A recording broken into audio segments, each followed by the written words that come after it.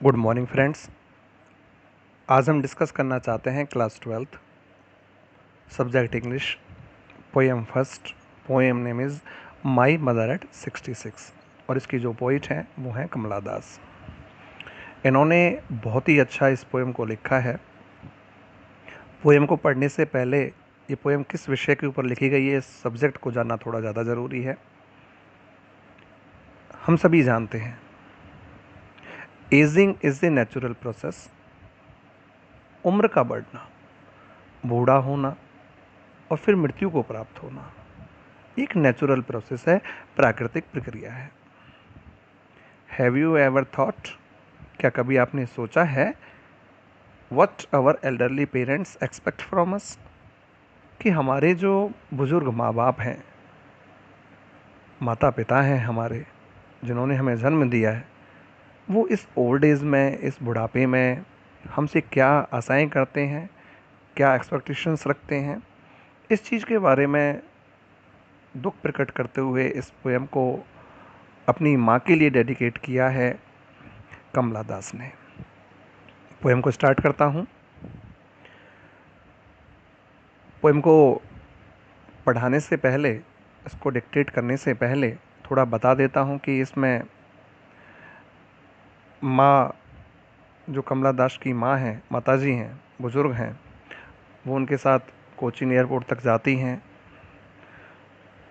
बहुत दुख की स्थिति उनके सामने पैदा होती है कि बहुत ज़्यादा वो बूढ़ी हो चुकी हैं।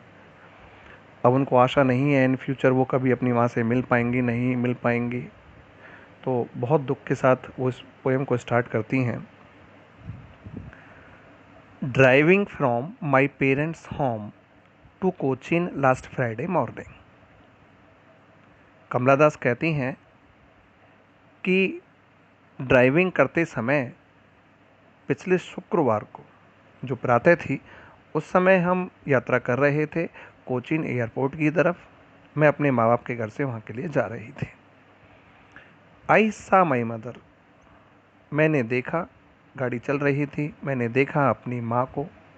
बिसाइड मी, मेरी माँ बिल्कुल मेरे एक तरफ बैठी हुई थी। डॉज, ऊँग रही थी। All we know that very clearly, हम सभी को ये अच्छे से पता है कि जैसे ही बुढ़ापा नज़दीक आता है, ओल्ड एज होती है, तो हमारी जो फिजिकल और मेंटल स्ट्रेंथ होती है वो टोटली ख़त्म हो जाती है। तो ऐसी स्थिति के अंदर वीकनेस का आना एक आम बात है। ऐसी स्थिति कमला दास की माँ के साथ है। वो कहती हैं कि मैं कोचीन एयरपोर्ट के लिए जा रही थी, मेरी साइड में मेरी माँ बैठी हुई थी, वो डॉज कर रही थी, ऊँग रही थी। ओपन माउथ, उनका मुंह खुला हुआ था। Her face ashen like that of a corpse, उनका चेहरा बिल्कुल पीला पड़ चुका था, एक शव की तरह। यहाँ पे दो टफ वर्ड इस्तेमाल हुए हैं। एक जो पहला वर्ड है वो है एशन। एशन का मतलब होता है पीला। ऑफ ए कॉप्स का मतलब होता है शव, डेड बॉडी, यानी कि उसकी माँ का चेहरा बिल्कुल पीला पड़ चुका था। यहाँ पे कवियत्री ने एक पोएटिक डिवाइस का भी इस्तेमाल किया है, फिगर ऑफ स्पीच का इस्तेमाल किया है, अलंकार का प्रयोग किया है, वो है सिमिल। किसी भी लैंग्वेज के अंदर फिगर ऑफ स्पीच का यूज़ उसकी सुंदरता को बढ़ाने के लिए किया जाता है, लेकिन यहाँ पे उन्होंने इस लाइन के अंदर her face ashen like that of a corpse, इस सेंटेंस के अंदर उन्होंने जिस फिगर ऑफ स्पीच का इस्तेमाल किया है वो है सिमिल। अब क्वेश्चन खड़ा होता है कि सिमिल कौन सी फिगर ऑफ स्पीच होती है, इसको कैसे समझेंगे। When we compare two different things which have at least one point in common, it is simile. We use the words like, so, as in the comparisons. इसका अर्थ ये हुआ, जब हम दो डिफरेंट या दो अलग अलग चीज़ों की तुलना करते हैं किसी एक पॉइंट और उनमें कॉमन हो, दो अलग अलग चीज़ें हैं लेकिन उन दोनों चीज़ों में एक पॉइंट कोई भी कॉमन हो, तो वहाँ पे सिमिल फिगर ऑफ स्पीच होता है। इसकी पहचान के लिए हम कह सकते हैं लाइक, सो, एज। ऐसे वर्ड सेंटेंसेस के अंदर आते हैं तो आपको समझने में आसानी होगी। अगर किसी सेंटेंस के अंदर लाइक, सो, एज ऐसे वर्ड देखने के लिए मिल रहे हैं नेचुरल, वहाँ पे सिमिल फिगर ऑफ स्पीच का इस्तेमाल हुआ है। इस सेंटेंस के अंदर भी her face action like that of a corpse, यहाँ पे उसके माँ के जो कवयित्री जो हैं उनके माँ के चेहरे की, उसके जो फेस है उसकी जो तुलना है वो एक सब के साथ की गई है। अब पोएम को मैं थोड़ा आगे करता हूँ। एंड रियलाइज्ड विद पेन, और उनकी माँ का जो चेहरा था उस पे दुख, उस पे दर्द साफ नज़र आ रहा था। बड़े बुज़ुर्ग किसी से कुछ कहते नहीं अपनी फीलिंग्स को, लेकिन उसके चेहरे पर, उनकी माँ के चेहरे पर, कमला दास की जो माँ हैं उनके चेहरे पर दुख साफ नज़र आ रहा था। ऐसा डिक्टेट कर रही हैं कमला दास। पोइट आगे कहती हैं दैट शी थॉट अवे, वो सोच रही थी, and looked but soon put that thought away. वो कहती हैं कवियत्री कि मैंने उनकी तरफ देखा लेकिन जल्दी ही ऐसे विचारों को मैंने दूसरी तरफ कर दिया, क्योंकि मुझे अपनी माँ का इतना दुख भरा चेहरा देखा नहीं जा रहा था। एंड लुकड आउट, और मैंने बाहर देखा, एट यंग ट्रीज, युवा पेड़ों को। यहाँ पे युवा पेड़ों का मतलब नए नए जो पेड़ पौधे होते हैं उनको। स्प्रिंटिंग, यहाँ पे भी फिगर ऑफ स्पीच का यूज़ किया गया है। मैंने देखा कि जो नए नए पेड़ थे वो स्प्रिंट कर रहे थे। जब भी कभी गाड़ी आगे की तरफ चलती है तो चलते हुए हमें फील होता है कि जो पेड़ हैं, पौधे हैं, जो ऑब्जेक्ट्स हैं वो पीछे की तरफ जा रहे हैं।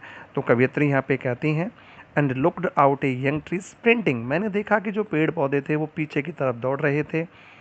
The merry children spilling out of their homes, और जो खुशनुमा बच्चे थे, खुश होते हुए जो बच्चे थे वो स्पिल कर रहे थे, स्पिल आउट कर रहे थे, फिसल रहे थे अपने अपने घरों से।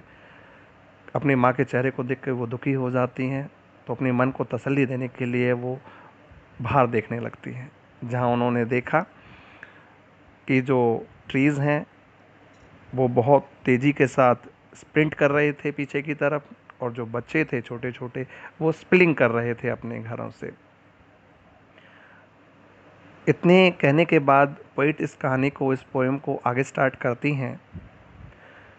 But after the airport security check, कवित्री कहती हैं हम एयरपोर्ट पहुँचे, वहाँ पे एयरपोर्ट पे सिक्योरिटी चेक हुआ, सुरक्षा की जांच हुई। आप सभी जानते हैं, समझदार हैं कि सिक्योरिटी जांच होती है एयरपोर्ट पे। सिक्योरिटी जांच कराने के बाद स्टैंडिंग ए फ्यू यार्ड्स, कुछ कदम की दूरी पर खड़े होते हुए, standing a few yards away, अपनी माँ से कुछ दूरी पर खड़े होते हुए, आई लुक्ड अगैन, मैंने दोबारा देखा, एट हर, अपनी माँ की तरफ, वॉन, पीली, pale as a late winter moon, बिल्कुल पीली जैसे सर्दियों का चंद्रमा होता है। इतनी ज़्यादा वीकनेस उनकी माँ के चेहरे पे थी, इतनी कमज़ोर हो चुकी थी कि वो बिल्कुल पीली नज़र आ रही थी। उन्होंने यहाँ दोबारा बताया इस चीज़ को। एंड फेल्ट, कवियत्री कहती हैं और मुझे महसूस हुआ, दैट ओल्ड फैमिलियर एक, अपने परिवार से जिनसे हम बहुत प्रेम करते हैं, जिनके जाने के बाद हमारा जीना बहुत मुश्किल हो जाता है, जिनसे हम अपने मन की बातें करते हैं, ऐसे लोग जब हमसे बिछड़ते हैं, हमसे दूर होते हैं, तो हमें एक दर्द महसूस होता है। उसी दर्द की बातें कर रही हैं कमला दास। कहती हैं and felt that old familiar एक, मुझे अपना पुराना पारिवारिक दर्द महसूस हुआ। माई चाइल्डहुड फेयर, ये डर मुझे बचपन में भी लगता था जब मैं अपनी माँ से अलग होती थी। और ये दुख एक तरफा नहीं है, ये दुख दोनों को होता है, माँ को भी होता है और बेटी या बेटे उसको भी होता है। इफ़ वी हैव फीलिंग्स, सारी दुनिया फीलिंग से चलती है। बट ऑल आई सेड, लेकिन मैं तो केवल अपनी माँ को इतना ही कह सकती थी, मैंने उनको केवल इतना ही कहा। But all I said was see you soon अम्मा, मैंने अपनी माँ से केवल इतना ही बोला कि अम्मा, बहुत प्यार से, जब हम किसी से बहुत ज़्यादा प्रेम करते हैं तो इस तरह के शब्दों का इस्तेमाल करते हैं। यही शब्द का इस्तेमाल कमला दास ने अपनी माँ के लिए किया है कि जल्द ही मुलाकात होगी अम्मा। ऑल आई डिड, मैं तो केवल इतना ही कर सकती थी अपनी माँ के लिए। स्माइल, मैं केवल उसको देख के मुस्कुरा रही थी। एंड स्माइल, और मुस्कुरा रही थी। एंड स्माइल, और मुस्कुरा रही थी। इस तरह से ये पोएम, जो माय डियर स्टूडेंट्स, प्यारे बच्चों, अपने अंत तक पहुंचती है। एक कमला दास बहुत अच्छी राइटर थी, बहुत अच्छी पोइट थी। इनके बारे में थोड़ा सा जानेंगे, लेकिन इसमें से एक अलंकार, फिगर ऑफ स्पीच के बारे में थोड़ा सा और आप देख लीजिए। इसमें एक लाइन आई थी बीच में, and looked out at young trees printing. यहाँ पे जिस फिगर ऑफ स्पीच का यूज़ हुआ है वो है पर्सोनिफिकेशंस। हिंदी में इसको कहते हैं मानवीकरण अलंकार।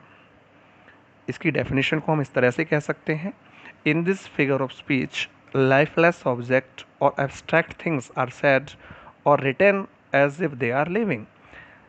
यानी कि जो लाइफलेस ऑब्जेक्ट होते हैं, जो निर्जीव वस्तुएं होती हैं, उनकी तुलना यहाँ पे बिल्कुल लिविंग थिंग्स की तरह या ह्यूमन बींग्स की तरह की जाती हैं। वहाँ पर्सोनिफिकेशन जो है फिगर ऑफ स्पीच का इस्तेमाल होता है। इसमें इस तरह का ही इस्तेमाल बीच में हुआ है, यंग ट्रीज़ करके इस तरीके से, मेरी चिल्ड्रन स्पेलिंग करके इस तरह से। तो इस तरह से ये पोएम जो है कंप्लीट होती है। हाँ, पोएम की स्टार्टिंग में मैंने आपको बताया था कि मैं थोड़ा सा कमला दास के बारे में डिस्कस करना चाहता था, तो सुनिए। ये बेसिक जानकारी खासकर उन लोगों के लिए है जो यूजीसी वगैरह, नेट वगैरह की तैयारी करते हैं। सिलेबस के हिसाब से 12th क्लास की पोएम काफ़ी है। बाकी अगर इसको कोई टीचर्स भी ऐसे हैं जो वीडियो को देखते हैं तो उनके लिए इसको एक बार सुन लेने में कोई बुराई नहीं है। तो कमला दास के बारे में थोड़ा देख लीजिए। She was born on 31 March 1934 in the coastal area of Malabar, Kerala. 31 मार्च 1934 को मालाबार, केरला के अंदर इनका जन्म होता है। Poetry was in her blood, कविताएं लिखना इनके अपने खून में था।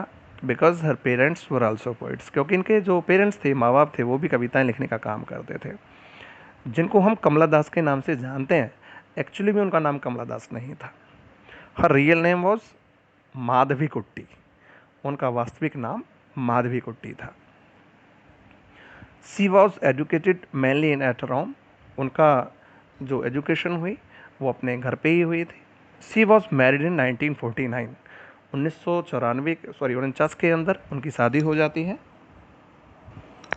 Eight an very early age of 15, केवल 15 वर्ष की उम्र में।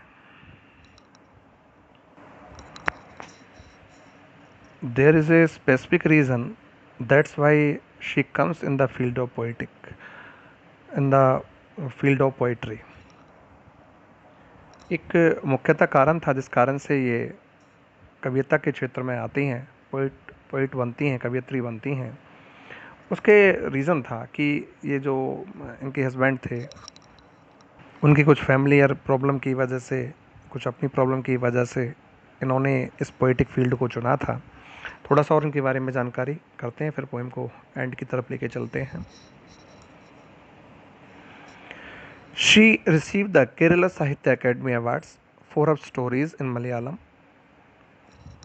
उनको केरल का जो साहित्य अकादमी अवार्ड है वो मिलता है अपनी स्टोरीज़ के लिए मलयालम के अंदर। She also known as the mother of modern English poetry. इनको आधुनिक इंग्लिश जो पोइट्री है, कविताएं जो लिखी जाती हैं, उन कविताओं की मदर के नाम से भी जाना जाता है।